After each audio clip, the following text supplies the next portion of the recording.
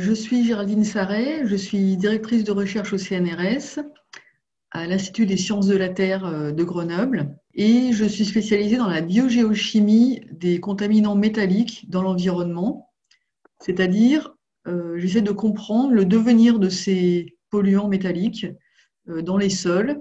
Ils peuvent avoir une origine naturelle ou une origine anthropique, et donc j'essaie de comprendre quels sont les facteurs qui contrôlent le transfert de ces contaminants du sol vers la plante et ensuite le devenir dans la plante et le passage dans les parties comestibles. Et j'étudie donc ce système sol-plante à différentes échelles, macroscopiques, microscopiques et jusqu'à l'échelle moléculaire.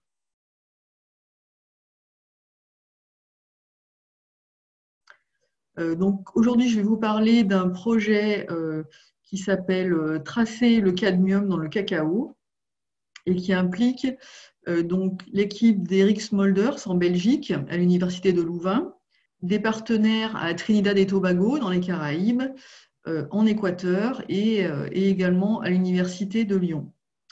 Donc pourquoi le cadmium dans le cacao ? Donc le cadmium, c'est un élément toxique à très faible concentration. C'est un élément non essentiel, on n'en a pas besoin. Et les sources de cadmium pour l'homme sont essentiellement l'alimentation, en particulier les céréales, les poissons et aussi le chocolat. Et l'Europe a mis en place des nouveaux seuils de teneur en cadmium dans les produits chocolatés. Et avec cette limite, donc de 0,6 mg par kilo pour le cacao en poudre, par exemple, il y a un réel problème en Amérique du Sud avec 30 à 50% de la production de cacao qui ne peut pas être commercialisée telle qu'elle. Pourquoi en Amérique du Sud ? En fait, les sols sont naturellement enrichis du fait de la présence d'alluvions dans ces sols. Depuis ce nouveau seuil européen qui a été mis en place en 2019, il y a toute une recherche qui s'est développée autour de cette thématique pour essayer de trouver des moyens de diminuer ces teneurs en cadmium dans le chocolat, en travaillant soit sur le sol, sur les pratiques agricoles, ou sur la plante, en étudiant la variabilité génétique, le transfert du cadmium du sol dans la plante jusqu'à la fève.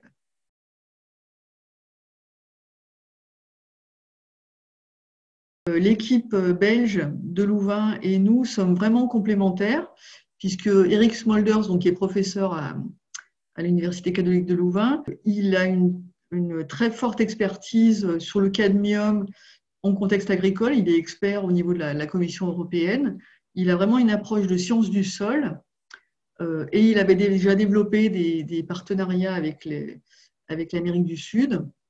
Nous, à l'Institut des sciences de la Terre à Grenoble, on a plus une approche de géochimie, c'est-à-dire qu'on utilise des outils différents, notamment la géochimie isotopique et la spectroscopie d'absorption des rayons X couplée à de l'imagerie, basée sur le rayonnement synchrotron.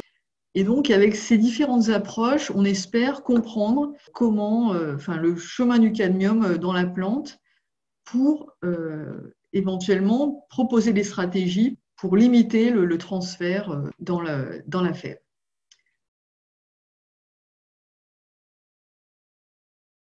Je dirais que la recherche, c'est un beau métier, c'est exigeant, mais c'est aussi extrêmement stimulant. Moi, ce que j'apprécie, c'est la grande autonomie qu'on a. On peut choisir de faire un métier, de travailler sur des thématiques qui ont un sens par rapport à nos convictions personnelles. Donc, ça, c'est quelque chose de vraiment appréciable.